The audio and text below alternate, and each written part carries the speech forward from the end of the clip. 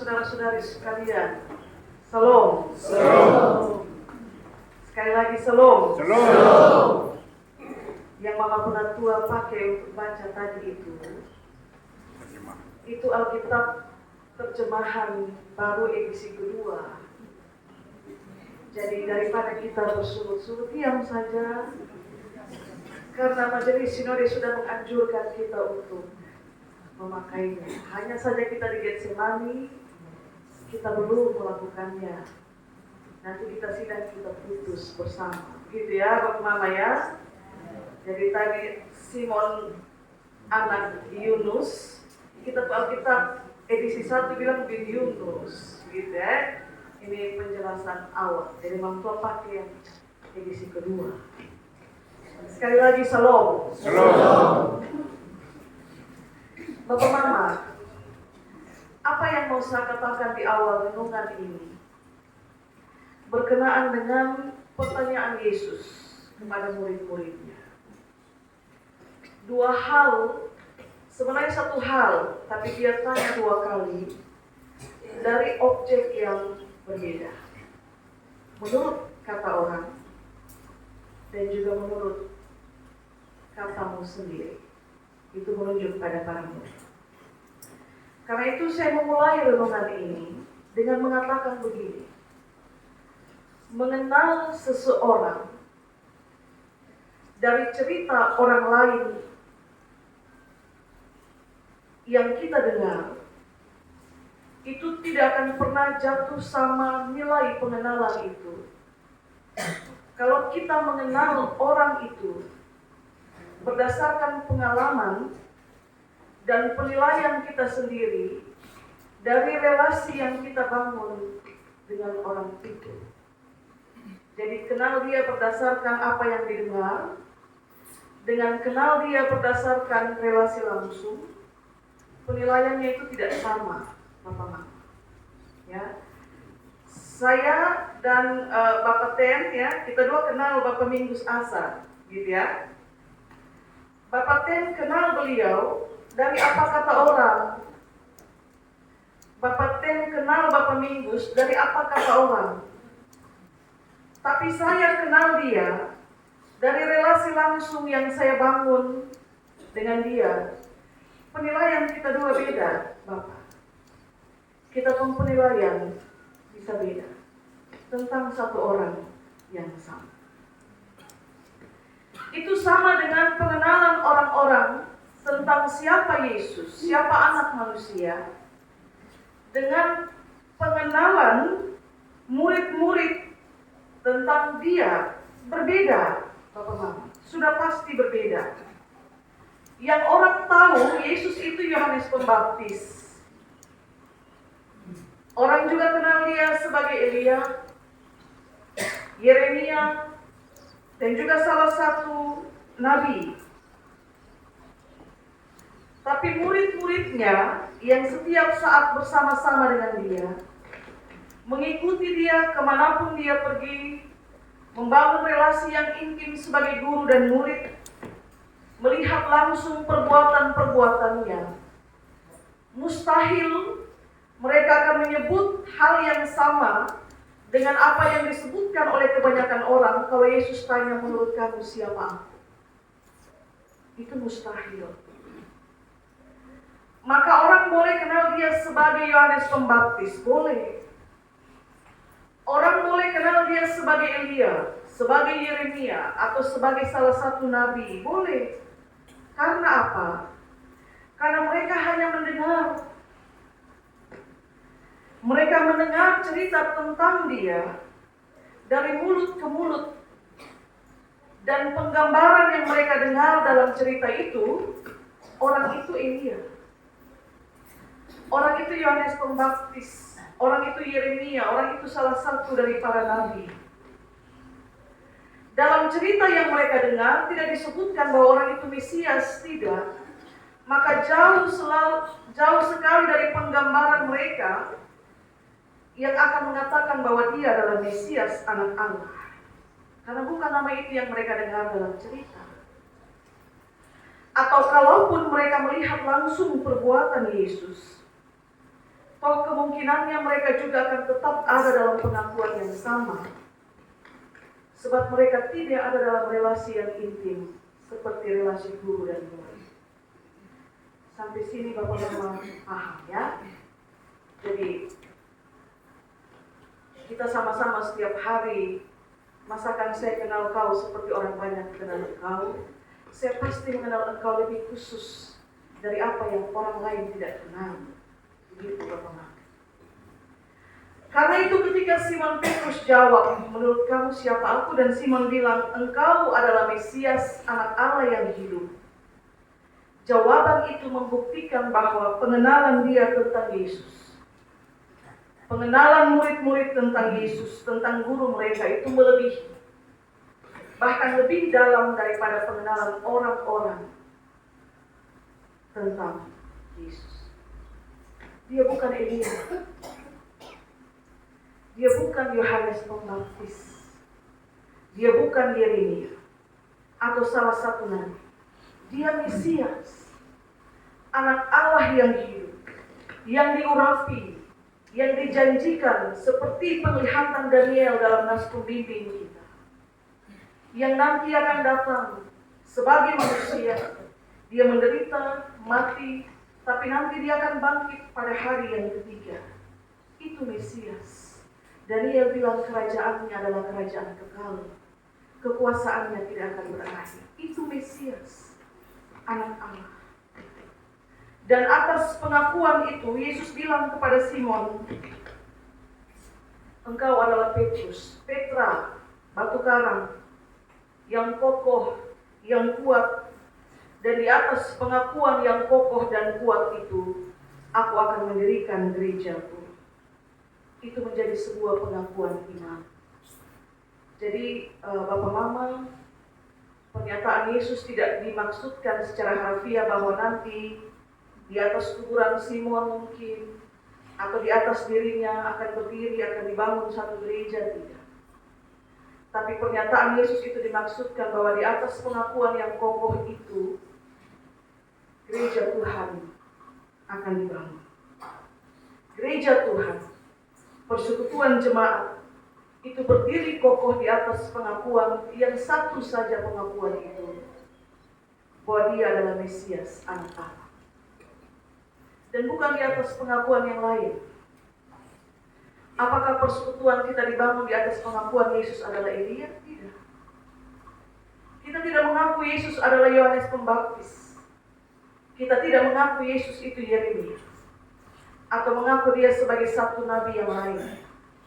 Tapi kita mengaku gereja persekutuan kita berdiri di atas dasar Yesus, Mesias, anak Allah yang hidup.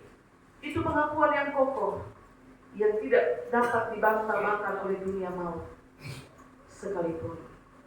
Bapak Mama, saudara-saudari yang terkasih, nanti saudara lihat selanjutnya pelayanan Petrus dalam Kisah Para Rasul. Bagaimana dia berkhotbah dengan luar biasa di Serambi Salomo di Yerusalem pada saat perayaan Pentakosta. Khotbah yang berisi itu, yang bernas itu, dia mengandung keberanian untuk menyatakan yang salah, berisi keberanian untuk menyatakan yang benar, dan juga berisi keberanian untuk menyerukan pertobatan bagi engkau yang berdosa. Karena itu Yesus bilang, ya, kepadamu akan diberikan kunci kerajaan surga. Yang kau ikat di bumi terikat di surga, yang kau lepas di bumi terlepas di surga.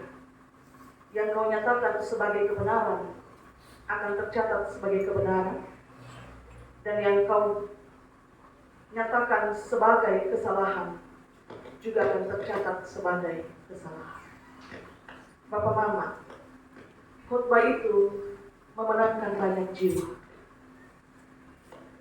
Kisah Para Rasul menulis jumlah mereka hari itu kira-kira 5.000 jiwa. Dan itu akan terus bertambah jumlah itu seiring dengan meluasnya pemberitaan Injil. Itu yang dimaksudkan oleh Yesus. Di atas batu karang itu, aku akan mendirikan jemaat, di atas pengakuan Yesus adalah Mesias. Maka sekarang saudara-saudari yang terkasih, seperti apa engkau mengenali Yesus? Pengenalan itu tidak saja berdasarkan dari pengalaman-pengalaman iman orang lain, itu hal yang lain. Tapi pertanyaan ini ditujukan seperti apa engkau mengenali Yesus berdasarkan pengalaman-pengalaman imanmu yang kau alami sendiri. Berdasarkan pengalamanmu disembuhkan, berdasarkan pengalamanmu diberikan jalan keluar, berdasarkan pengalamanmu diangkat dari titik terendah, berdasarkan pengalamanmu mengalami sesuatu yang mungkin saat dunia bilang itu tidak mungkin, berdasarkan pengalaman-pengalaman pahitmu yang diubahkan menjadi manis. Seperti apa engkau mengenali Yesus, Bapak? Bapak Mingus umur 60-an kayaknya ya. Dan selama usia itu Bapak Mingus adalah seorang Kristen. Sudah sedalam apa hidup berpuluh-puluh tahun Bapak mengenali Yesus? Bukan berdasarkan pengalaman orang lain, tapi berdasarkan pengalaman iman Bapak Mingus sendiri. Dari waktu ke waktu. Dan sekarang kalau saya bertanya, apakah engkau percaya kepada Yesus? Satu ruangan ini pasti akan berkata, ya kami percaya kepada Yesus. Karena apa? Karena setiap minggu kita ucapkan pengakuan iman itu. Selama hayat di kandung badan, selama kita setia mengambil bagian dalam persekutuan seperti ini, selama itu juga kita akan mengucapkan pengakuan iman. Tapi apakah saya dan saudara juga mengimani apa yang kita percayai? Itu soalnya, Bapak Mama. Kita mengaku percaya, tapi apakah kita mengimani Dia yang kita percayai sebagai satu-satunya Tuhan dan Juru Selamat? Dalam pengakuan bahwa Yesus adalah Mesias, Anak Allah yang hidup, kepercayaan ini mesti diikuti dengan mengimaninya. Sebab kalau saya dan saudara hanya percaya tanpa mengimani, kita bisa jatuh dalam satu sikap dualisme. Artinya begini, waktu sakit kita berdoa, minta supaya Tuhan mengulurkan tangan, pengasihan dan menjamah. Kita percaya Tuhan mengulurkan tangan, dan Tuhan sendiri akan bekerja untuk memberikan kesembuhan. Tapi selesai berdoa, kita pergi cari kesembuhan pada kekuatan-kekuatan rahasia manusia yang mengucapkan jampi-jampi, kalimat-kalimat yang tidak alkitabiah, yang tidak datang dari Tuhan, yang mengandung unsur-unsur magis. Kita mengaku percaya, tapi kita tidak mengimani. Itu persoalan. Maka sekali lagi saudara-saudara, seperti apa engkau mengenal Yesus dan mengimani Dia dalam seluruh bagian hidup? Seluruh bagian itu artinya ada bagian-bagian yang susah dan sedih, tapi ada juga bagian-bagian yang senang dan gembira. Seperti apa kau mengenal Dia dalam bagian yang susah? Apakah tetap sama seperti kau mengenal Dia dalam bagian yang senang dan gembira itu? Atau jangan-jangan kita mengenal Dia sebagai Allah yang baik hanya pada bagian yang gembira, tapi pada bagian hidup yang sedih, yang datang tidak seperti yang kita mau, dan kita bilang, Tuhan tidak baik. Mengimani Dia sebagai yang menuntun dan memelihara, juga mengimani Dia yang kadang-kadang harus minta kita bersabar sejenak atas harapan-harapan kita, karena Dia punya waktu yang paling baik untuk memberikan jawaban atas doa-doa kita. Atau jangan-jangan kita tidak menjadi sabar saat kita punya waktu lebih panjang untuk menanti. Saudara-saudari, ada satu pertanyaan refleksi di penghujung renungan ini. Pulang dan renungkan. Apakah percaya karena melihat itu nilainya sama dengan percaya meski belum melihat? Saya percaya bunga mawar itu merah karena saya sudah lihat. Apakah nilai kepercayaan itu sama dengan saya percaya bunga mawar itu merah meski saya belum melihat dia, bentuknya, warnanya? Ternyata percaya karena melihat itu berbeda dengan percaya meski belum melihat. Dan itu yang disebut dengan iman. Percaya karena melihat, kualitas ujian terhadap iman itu kecil. Tapi percaya meski belum melihat, di situ kualitas pengujian terhadap iman menjadi sedikit lebih besar. Supaya itu memberikan kepada kita kesempatan untuk melihat apa yang kita percayai pada akhirnya. Saudara-saudari yang terkasih, ini hal yang sederhana, tapi saya berharap Bapak Mama pulang dan Bapak Mama renungkan. Sekali lagi, berkenaan dengan apapun yang sementara Anda alami,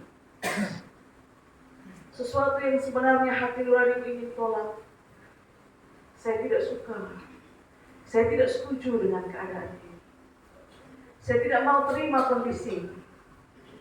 Tapi bagaimana jika dikatakan kepadamu, percayalah bahwa ini akan baik meski kau belum melihat kebaikan itu datang? Atau apakah engkau baru akan percaya saat engkau sudah melihat? Di situ kualitas iman kita diuji. Bapak Mama, percayalah meski engkau belum melihat. Percayalah, Dia Mesias. Dan di atas kekuatan pengakuan itu, persekutuan ini berdiri sampai dengan hari ini. Bukan di atas kekuatan yang lain. Tuhan berkati kita dengan firman-Nya. Amin.